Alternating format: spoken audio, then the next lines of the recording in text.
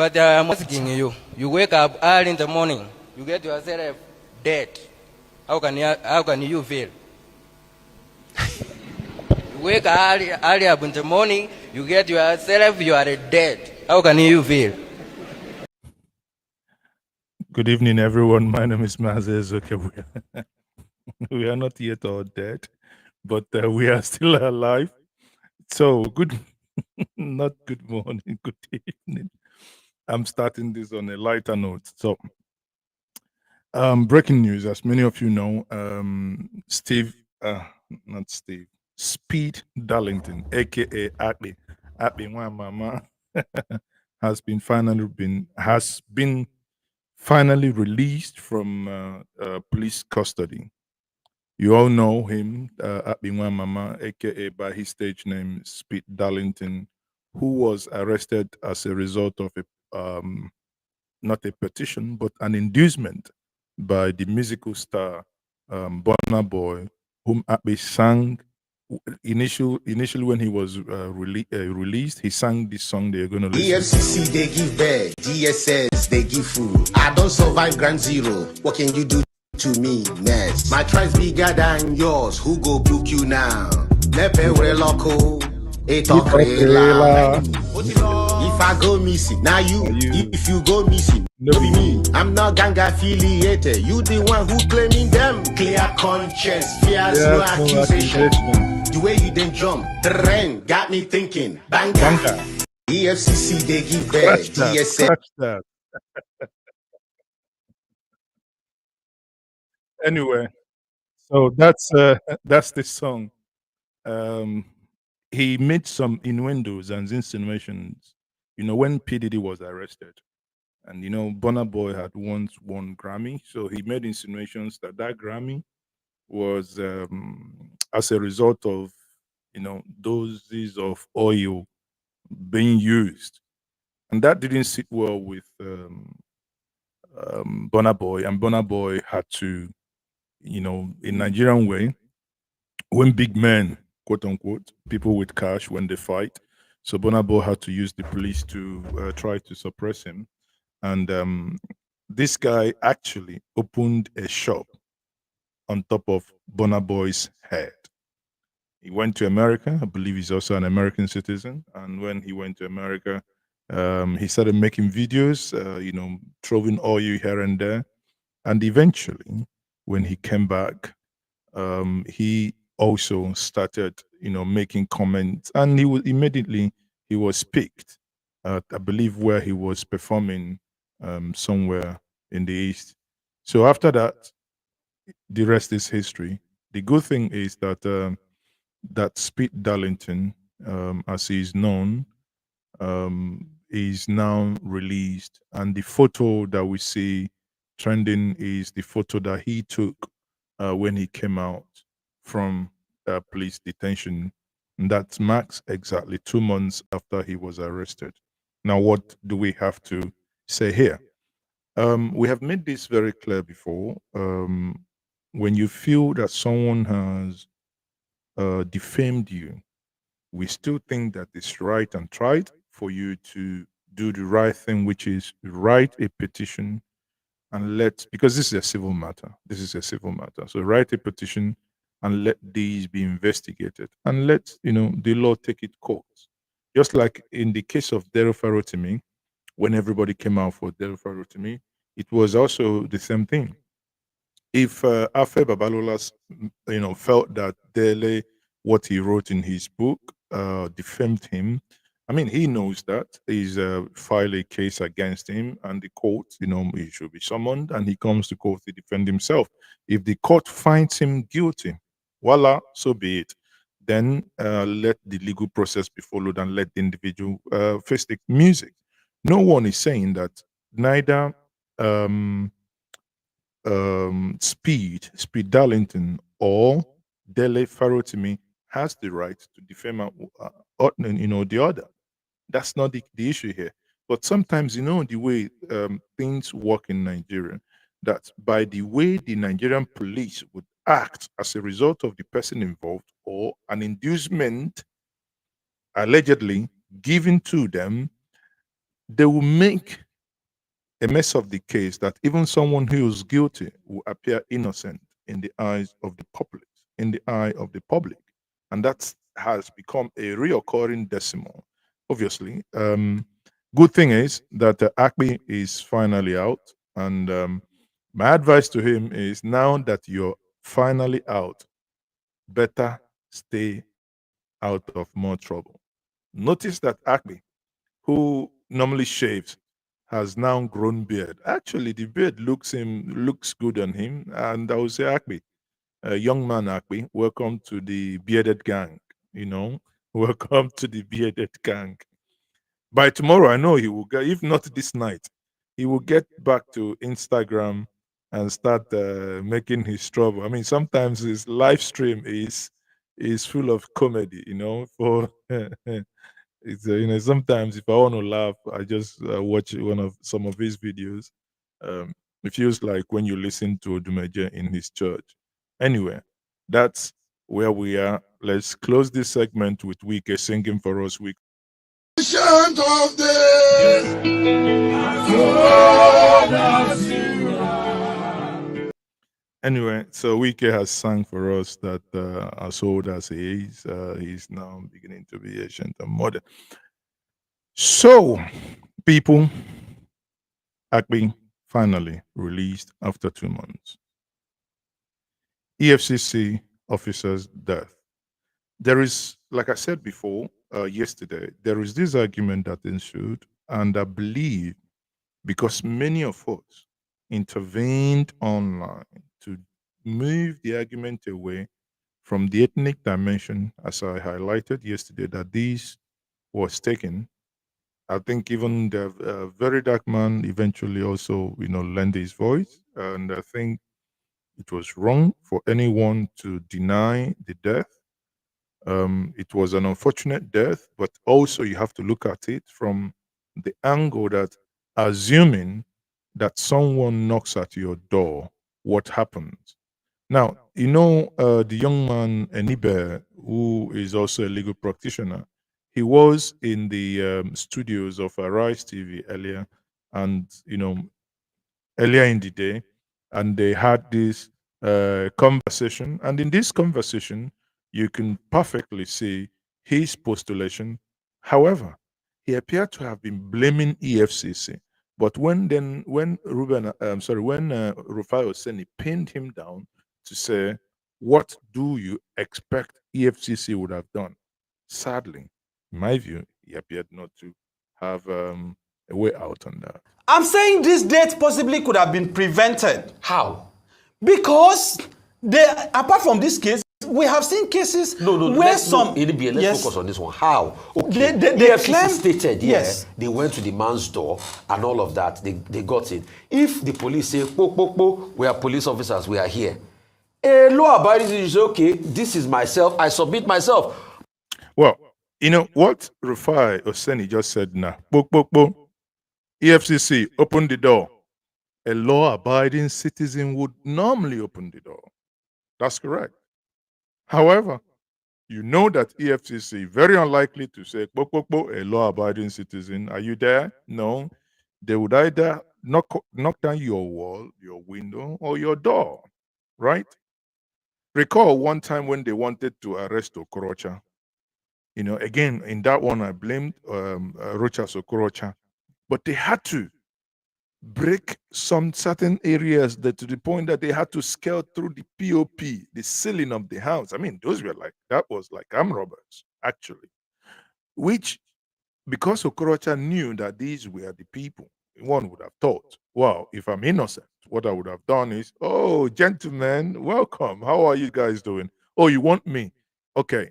Would you give me just 5 minutes? Let me just get my things ready upstairs. And I'll go upstairs, grab my stuff, come down. Well, I will tell you, if either I drive in my car or, okay, should I go in your car? While I am upstairs, I will make sure that my lawyers are around already, because, I mean, those rich people, they do have, lawyers. But in this case, it is a night raid. So how? I have seen incidents where armed robbers used a member of the household. They knock at the door. Back, who is there? It's me, Kevin. Kevin, why now? Why are you knocking at my door this night? Okay, I want to talk to you. Well, you open the door. Boom. They barge into you. You know, there is a lot of experiences that Nigerians must have had that will make them to be, suspicious of EFCC whenever such incident occur. However, when Rufai asked this question, Enibe responded. But why did a physical offense in the first place? Most times they don't knock. Rufai.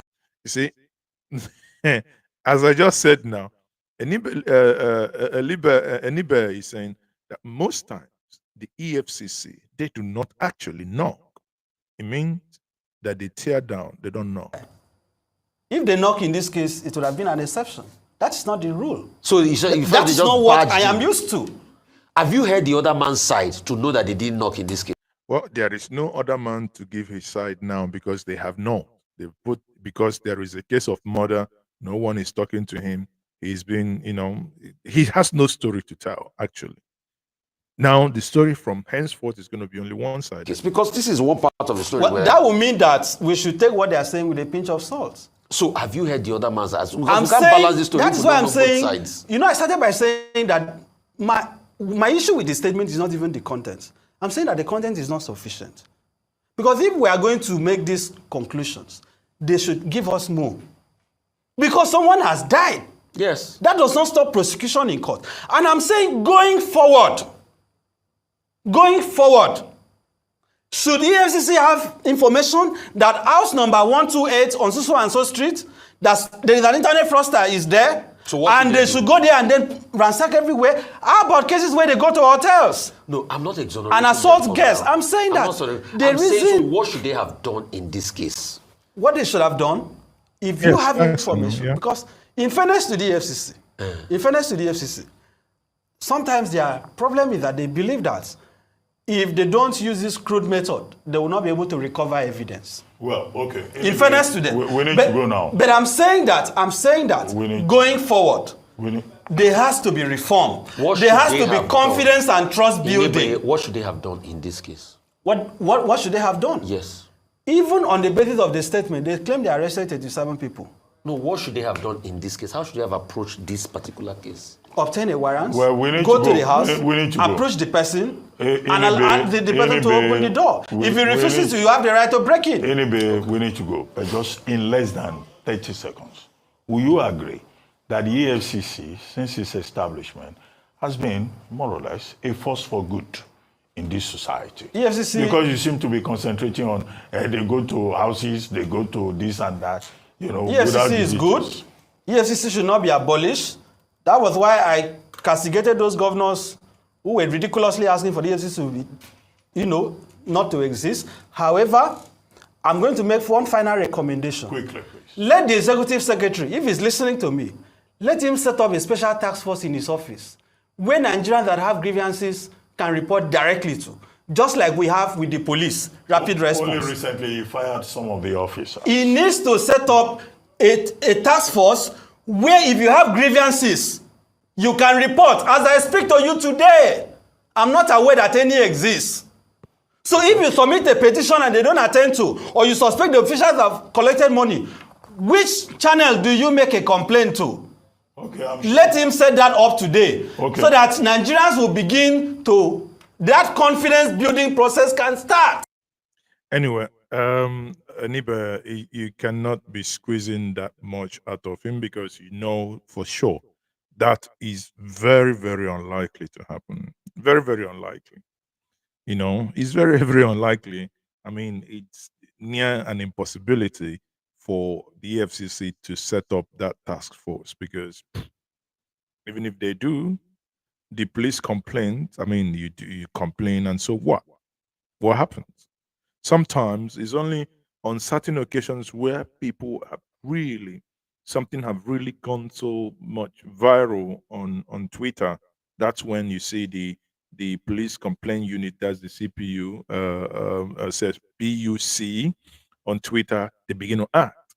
Aside that, we know that they don't. And again, like I said yesterday, may the soul of the young man rest in peace. It appears the person in question has been, that the person in question was already buried, I believe, in faraway Sokoto, right? So, on that note, let's quickly move to this story. That is the Kemi Badenoch that's been knocking Nigeria. A Nigerian bought the shoe for his brother. They said that the shoe that they stole and returned it. Just this is indeed a funny one indeed. Nigerians can be funny at times. Listen to this. United Kingdom, where a Nigerian man has responded to the country's conservative leader, Kemi Badenoch's allegations that some officers of the Nigerian police force stole her brother's watch and shoes. Badenoch made the allegations during an interview with a free press. Well, in response, the Nigerian man, James Akinwande, posted a video where he was seen buying a new pair of shoes and a watch to replace the ones allegedly stolen from Badenoch's brother. Let's take a look at the video before we come back for a discussion. My experience with the police in Nigeria was very negative, and coming to the UK, my first experience with the police was very positive. You know, the police in Nigeria would rob us. So when people say, "Oh, I had this bad experience with the police because I'm black and they're white," it's like, well, you know, I remember the police stole my brother's shoes and his watch. His shoes? Yeah, they took his shoes and his watch. It's a very poor country, so you know, people do all sorts of things.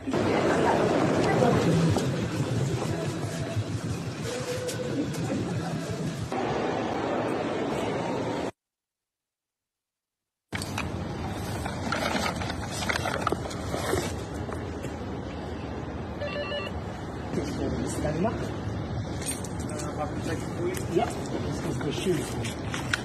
Thank you so much. All right, so what's your name? On behalf of, I wanted to read that last clip that he wrote. On behalf of all aggrieved Nigerians, he has now finally returned the shoes, and he hopes that it fits. Rufai. Yes, so, Kemi. Yes. Yeah, there it is. He says, on behalf of every proud Nigerian who felt genuinely hurt by those unfounded, disparaging remarks about the Nigerian police, we buy back the stolen shoes and watch. Yes. I hope it fits. No, that's good. Kemi, yes. We've returned it now, yes, so you can't say anything again. Mm-hmm. But I know this was just very cheeky. It was so cheeky. It was so cheeky. But I think the most important thing is, see, a lot of people, and I think there's a sense of Nigerians have been hurt a lot. They are very anti-establishment now, and they get very touchy. So when you condemn the government and you put nuance and perspective to it, they say, oh, you shouldn't. You know, if you pay attention to what Rufai just said now, it's what many people that either they broadcast or journalists or analysts, you know, this is what is becoming rampant.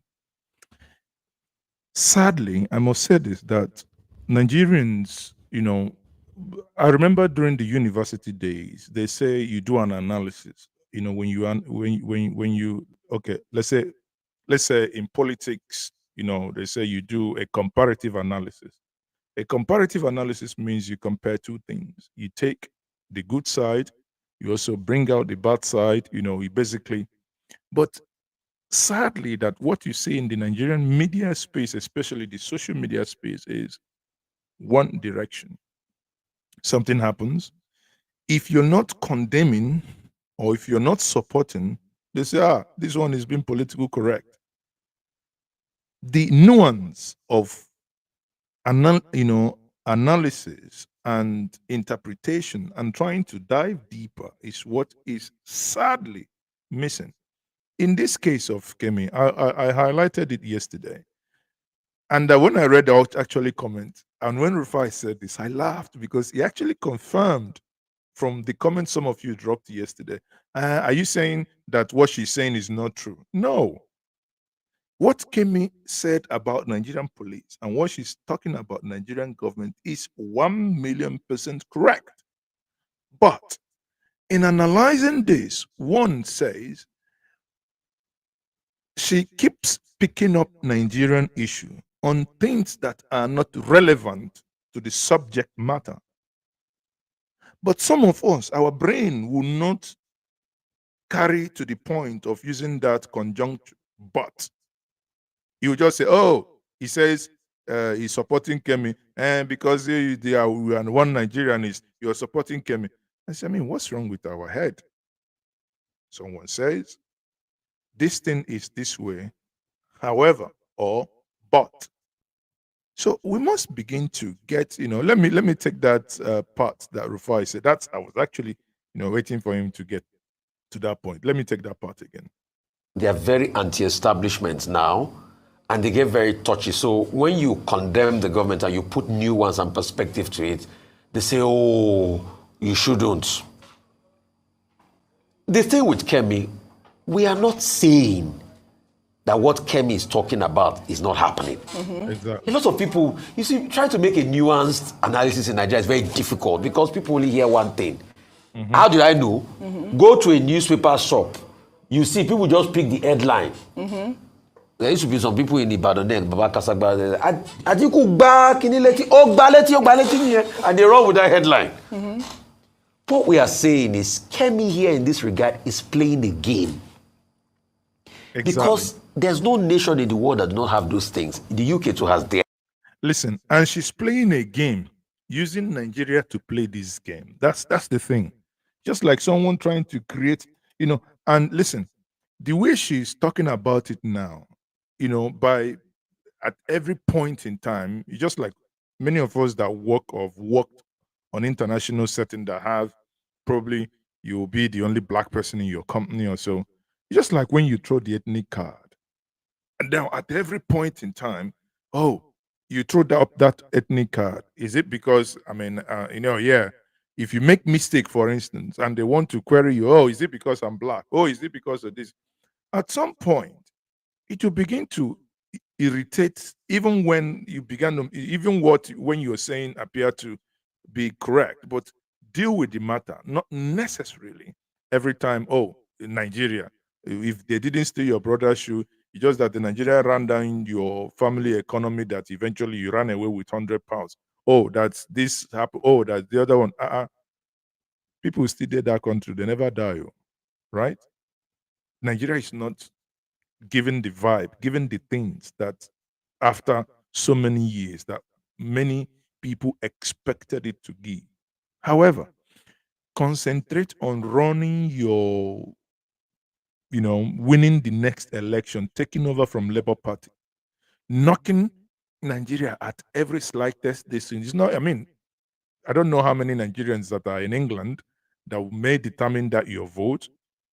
The people of England, United Kingdom, will not vote you as their prime minister because you knocked Nigeria at every corner, at every point. That's the point. They will not elect you because you talk down on Nigeria. Speak to the issues that concerns them. I know. Next thing, baga, immigration, this, immigration, that. Then again, you knock Nigerians. But hey, Nigerians are the pillars. Actually, when you go to the underground, when you come to the NHS, when you go to, the doctors that do locum, a lot of things, even within the IT sector where we operate, is the same thing everywhere you go. Nigerians are top. So, but let nobody actually, in as much as our government and the government, our government back home, it's dealing with Nigerians in a manner that is really hurtful, and not because they are dealing with people untruthfully.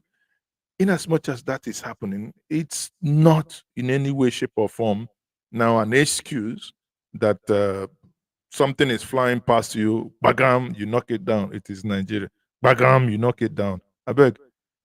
Bob Marley once sang this song. No, that was Peter Tosh. No matter where you come from, as long as you get this skin, you're African man, I be whatever, me no be ganja man. But you get the gist. So no matter what, you have that Nigerian gene, you have that Yoruba gene in you. And no matter what, when push comes to shove, all the Oyibos that are clapping for you when you throw Nigeria on the ball, beneath the balls, you get where you go reach. Don't worry. Let's see after 1 year. What I expect you to do is to, after 1 year, if they will not throw you under the bus, what I expect you to do, if you so much feel so strong. Reform the Conservative Party. That is where work is needed. Leave Nigeria. They be mumu, they mumu on their own side, but not by your talk. They won't change. Next election comes, whether Kemi talks or Kemi no talk, because Nigerians love their oppressors. They will still go and vote their oppressors.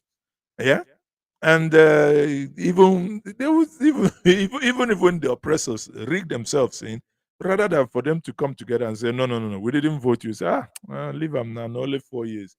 God now, God good, as if God has no better things Yes. to do. They have their problems with the Metropolitan Police that was see people, institutional, crisis where a police officer was raping a woman.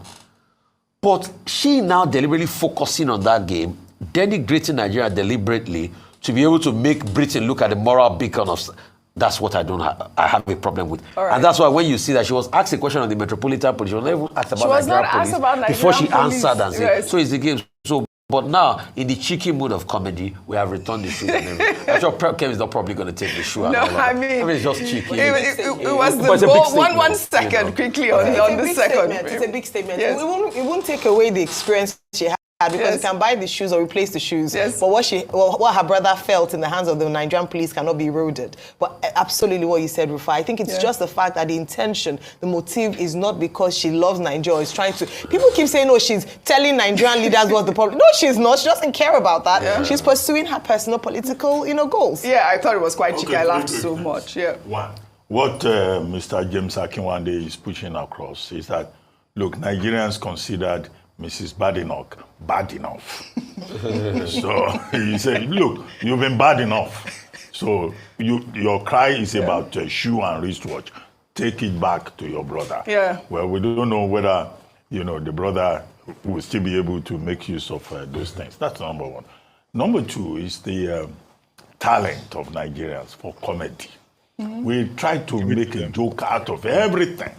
Even if there is a tanker, falling off and people dying, you go and check social media, Nigerians will create some funny video out of it. Our optimism, the capacity to look at the funny side of life is unmatchable. Legend. And in the case of Akinwande, they were a perfect case of becoming something by maybe osmosis or association. The report says he's a friend of Kenny Black. He's also a friend of AY. AY Makun. I think he manages Kenny Black. But he's a legal representative. He's an artist manager. So he's almost also becoming a comedian. Yeah. When he's not doing legal matters again, he already has found a new vocation. Yeah. And his entry point is Kemi Badenoch. All right. Badenoch. Did you say Badenoch? How cheeky. I thought this was such a great way to start the show. Well done, Mr. James. I hope Kemi will accept the shoes. Anyway, I hope he will, because when I saw Jones there, I said, my favorite shop where I buy most of my shoes. Jones, the bootmaker, very quality one. But when I saw that, I said, wow, that's good. You've basically returned that, and I felt that's cheeky Nigerian. So with the beggar, I say, okay, people like say this one no oracle. We don't go sacrifice to the oracle. Say, oracle, I beg, make it leave us alone. In this case, Nigerians are saying no. I think Albert is now corrupted my mind, my tongue. I'm trying to say bad enough. No, not bad. Kemi Badenoch, not bad enough. Man, Nigerians are not the crazy. Kemi Badenoch. Anyway, update. On the Anambra home front, it appears that the security agencies have invaded part of Ihiala today. There were some gory images about 2 hours ago. So sadly, I can't share these footages. But maybe if you join in Ginger Media Telegram, we'll probably ask one of the social media handlers to throw that in there. And they are showing them somewhat of shaggy in there. It appears that the governor woke up 3 years late to do what he has to do. But hey, rather than sleep on duty, whenever you wake up, they stole your morning. So it appears Anambra State has woken up in the morning now. Let's move down to Enugu. So in Enugu now, you know that the in Enugu landmark has moved to um, the, or rather has taken over. Landmark has taken over the what's it called? Nike Resort, right? So in this, I shared with us over the weekend, right? How and what they've done in terms of the the deal that they entered with the Enugu state government. And in taking over this, they signed a 30-year lease to manage and to manage that particular place, which I found really interesting that Landmark has finally moved to Enugu. Landmark moved to Enugu finally. And the Rise TV earlier in the day had the opportunity of speaking to the guy in charge of Landmark, and he threw some light that I believe will be interesting for some of us from this part of the world.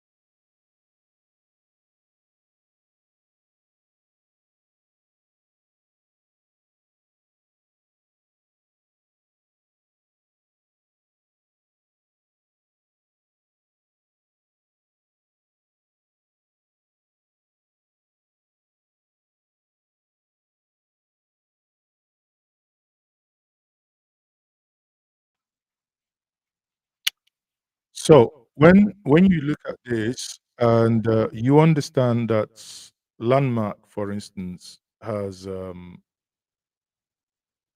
what Landmark is about to achieve in Enugu, it gives joy in the sense that if you look at it this way, the Enugu state government have really shown some signs of seriousness in the way they run the affairs of the state.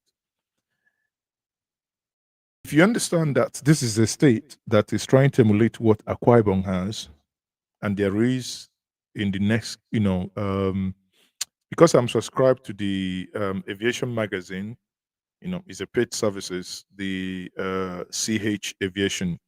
Now, about 4 days ago, I believe, I got an email saying that Enugu State has acquired two Embraer E170 aircraft to enhance operations and expand its fleet for a better regional connectivity.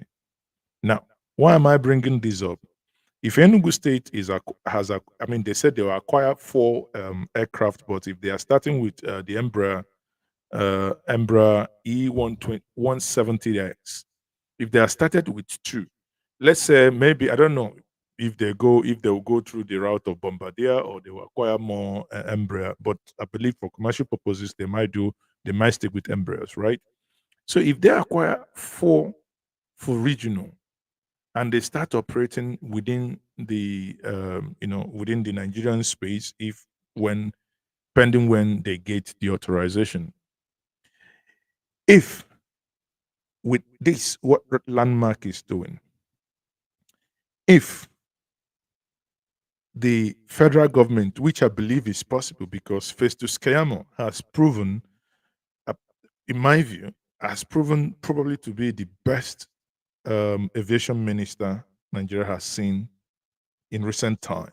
In recent time, so I don't want to say all time. In recent time, one, he's clued on. Two, maybe because of his legal background, he keeps fighting for the interest of the Nigerian passengers, the Nigerian air operators. You can see his fight. I mean, starting with how he fought the British authorities that didn't want to grant Allen Onyama, and eventually got Gatwick given to him. And he's even fighting more to see that Allen, that is APIS, moves from Gatwick into Heathrow. Because his argument is that, well, there is an international law of reciprocity. That means if we give you so many frequencies, we, by law, by bilateral trade, we receive the same frequencies from you, like for like, from the same airport. Because we have, if you recall, we give them BA to Abuja, 7 frequencies, BA to Lagos, 7 frequencies, and Virgin Lagos, 7 frequencies. So if you tally this down, you are seeing that they have 21 frequencies from one airport, from Heathrow, and 2, no, 1 into Abuja and 2 into Lagos. So Lagos has 14 frequencies. Now, it will be wise if you go and say, well, since you have 14 frequencies in Lagos, we will need 7 frequencies from Lagos to Heathrow. Do me and do you, God no go verse, right? I mean, that's why it's bilateral relations. Now, why am I just opposing this to my conversation? I'm not digressing.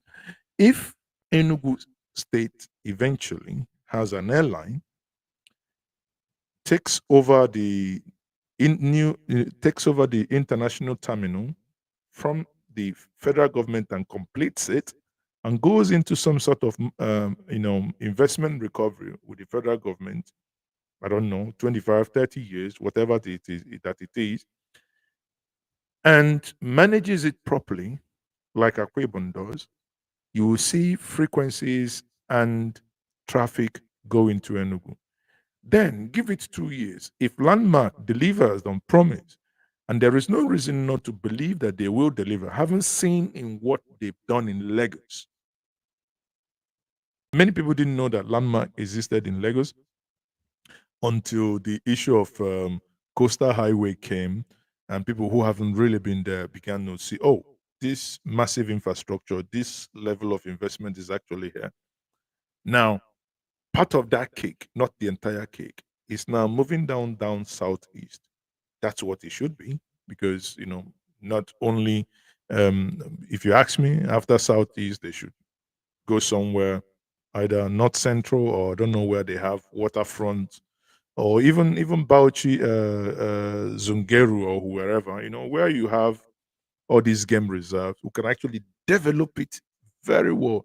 I recall about 20 years ago, if not 20, 18 years ago, when Obudu Ranch was the end thing. If they kidnap you to Obudu Ranch because it's a place that has minus degree in Nigeria, the same way as Jos does.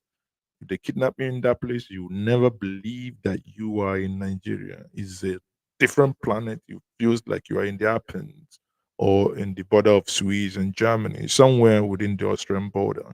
So if these things that I've just highlighted now, with Landmark doing Nickel Lake properly, turning it into a proper business, Enugu Air coming on stream, internet, the new terminal coming on stream, meaning that international flights could actually, because if you know, Qatar and Turkish, I think, yeah, no, either Emirates and Turkey airline had already in the pocket to fly into Enugu before that place was stopped. Imagine this happens. All we need in the southeast, all we need in Enugu to be the gateway to the southeast is for peace to reign. All these idiots talking about Monday sit at home. If you we will shoot you if you don't give us this, if you don't, if you don't support us in one nonsense or the other. If everybody comes down and focuses on how to build a region, how to generate fund, because listen, guys, when somebody lands in Enugu, right? If you come in at night and you have to sleep in a hotel, you are going to eat taxi that's going to take you out of the airport is going to be is money flowing into Enugu. Your hotel is money that is going to be used. Whatever expenditure you have during the day, you are expending, and that money that you expend is what boosts the economy. I recall most times when I fly out of Enugu, I normally sometimes I'm lucky. The day I'll fly out will be the Eke day, and there is this market at Okeyo, sorry, Oyo sorry, not sorry, on Oye Day. Go there, the amount of money you spend, then you are infusing and injecting money into those old grandmas selling whatever they are selling there. You're helping out, you're building the economy. That's how economy is built. Not when you stupidly and idiotically want to threaten everybody that everybody has to run away from a particular region. That's which I consider very, really, really silly. And for the past 3 years, I have never minced word to call it that the stupidity of Monday sit at home, it's something that I've never, not for 1 minute, understood. Yeah, you can understand that maybe in one day, like say 29th of May is a public holiday, you want to remember your heroes, past, blah, blah, blah. Understood. But that you now do it every week, whereas the idiots that will be standing, that will be staying somewhere in the diaspora, enforcing or contributing money to enforce the nonsense at home, every Mondays they will go to work and they will make money, but they want their parents, their siblings, everyone to stay indoor. He stay indoor and do what? Eat sand. Anyway, thank God after 3 years, many of us that stood against that, probably they are now learning that it was a very, very myopic and stupid thing to do. Sorry, I couldn't help but use the harsh languages to use because that's what it is. Maybe that can help us reset some brains.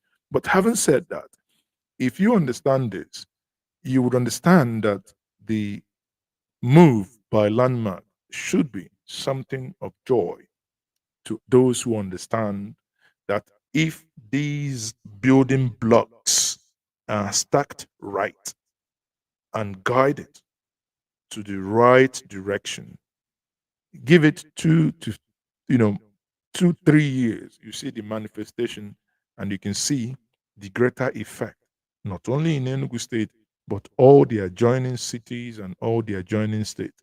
That can extend to Kogi, that extends to Benue, that extends to Taraba, that extends to Delta, that extends to Abia, Ebonyi, Cross River. So the list is endless because that place is indeed central.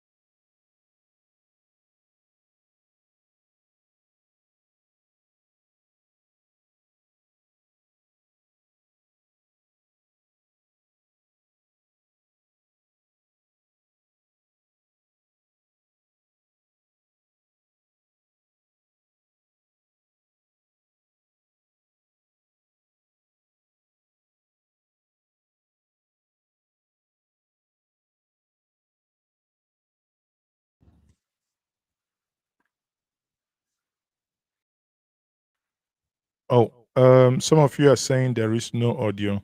Hold on, let me. Is that true? No audio? Is that really the case? Hold on. Is that true, or is it the audio from the person that is talking? Because the audio was there before. So do you? Hold on, let me check back on the feedback. There is no audio. Okay, so let's try this once more. Let's push this out and bring it back again and see how it will go. Okay, so we are bringing it back and we are back again. So let's see. There should be audio now. Let's try again. Alluded to earlier, Enugu is quite the tourist attraction. But when we talk about sensitization, unfortunately, not so many Nigerians are aware of this. So we could allude to the Awum Waterfall, Ngwo Pine Forest. These are, I haven't even been to any of those yet. And I'm sure there's an abundance of that. How do you intend to attract up to 2 million visitors annually to Enugu State with this project? That's a great question. For those who read Frederick Forsyth's book, Frederick Forsyth basically called Okay, it the audio is city back. in the world. And some of you've given some of the reasons, but it's a lot of it's about the terrain and the people. I think he used to be the capital of the sort of East Central region at the time. So in terms of bringing people, so as a company, our currency is people, is footfall. So we do three things. One is bring as many people to a place as possible. Two is give them amazing experiences and enough things to do. And three is make sure that they have such a great time that they go back and tell other people. So how are we going to bring these 2 million people? We're going to provide experiences, we're going to provide adventure, we're going to provide things for them to do. Excuse me. That's all right. We're going to provide big attractions. And it's bit by bit. In Lagos, when we started, it was sort of 200, 300, 400,000 people. By the end of 2023, we were inviting, if you like, or we were servicing 4.5 million people. So we like to believe Enugu has almost 1 million people in population. The state itself has almost 5 million people. The region has 50 million people. And we will create a resort with such a vibe that I think people will come from all over the country and all over the region. And as I said, we're going to connect all our resorts together by air, by sea, and by land.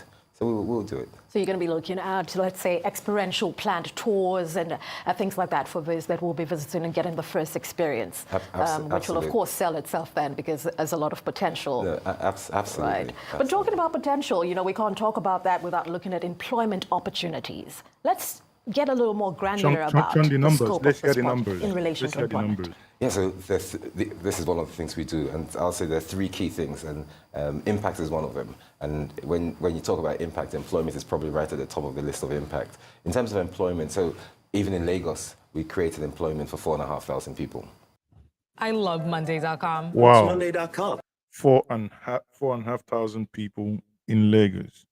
So obviously on that, you know that it may not be the same number, but even if it's 2,000 people that gets employment, it's going to, inject money in the city, in the state, in the region, and it's going to reduce crime. It's going to create employment. I mean, if you ask me, this is what we need across, the region, across Nigeria now, not destructive tendencies, not people within the Northeast believing that when they blow themselves up, they are going to, get certain number of virgin in heaven or, somewhere. That's really silly. Sorry, but it's really doesn't add up. Or people believing that if they sit at home every Monday, that suddenly maybe Trump or someone somewhere will say, "Oh, they are blowing themselves up, killing themselves, or give them their own nation so that they can govern themselves." I say, "No, not you and I. I do not want to be part of any nation where human beings is of no value, right? So, and it's not going to happen anyway. But we can thrive. We can survive. We can, create wealth. We can do all these things even within the nyama nyama nest that we see ourselves in. If we take a step backwards, get into our local governments. I mean, I do not know how many of you, and I bet you that not up to 10% of you watching me now know the name of the councillor of the place that you reside, or the local government chairman of the place that you reside. Talk less of knowing the councillor or the local government of your place of origin, right? But if we take a step backwards, begin to get involved in these granular areas, we will get it right. If what Enugu State is doing is replicated at local government levels, then we will move away from this nonsense that, oh, a governor is building bridges, is building roads. No, it is the duty of the local government to build these roads. However they do it, they should have their own budget and have their budget passed and, source for the fund, build it. If you live in in other countries, let's say you live in the United Kingdom, and there is snow in Sheffield or Leeds or Manchester, you don't expect London to come and clear the snow in Sheffield, or even if in London, even if in Manchester, go, then you live in Bolton, or I don't know the other one. You don't expect someone to move from one small county to come on to the other one and clear these things for you.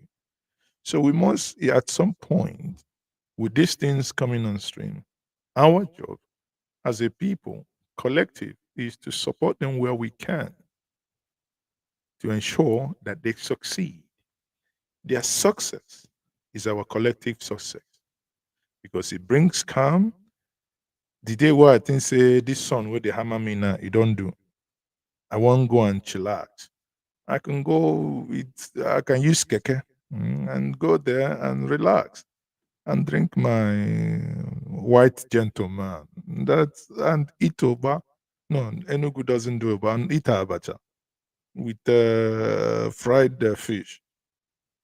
Then I can lie down and be dreaming of, you know what I mean. Anyway, on that note, I say thank you very much and have a wonderful night. Bye for now. I'm still Mazi. It's okay. I would want you to join me on Sunday as I will be having the Ohaneze River State chairman or president, who is a very eloquent and outspoken gentleman who is of the Query extraction. We will be having conversations as to the debacle of Igbo versus Ikwere. It's going to be an interesting conversation. Join us on Sunday. But tomorrow is to join me. And do not forget my Friday hangout and Saturday street parliament. But street parliament, I'm going to be having also a guest that will gladden your heart. This week is full of surprises. Remember, 7 p.m. every single day. I am Martin. That's okay. Good night.